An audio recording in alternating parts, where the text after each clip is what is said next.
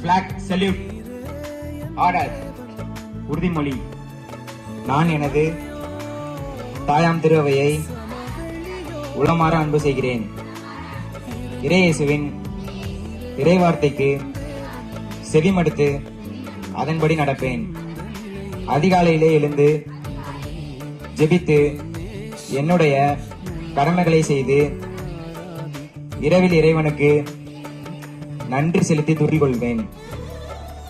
ஞாயிறு திருப்பலியில் தவறாமல் பங்கேற்பேன். திரு அவையின் கட்டளைகளை கடைபிடிப்பேன். மறைக்கல்வி வகுப்பில் முழுமையாக பங்கேற்பேன்.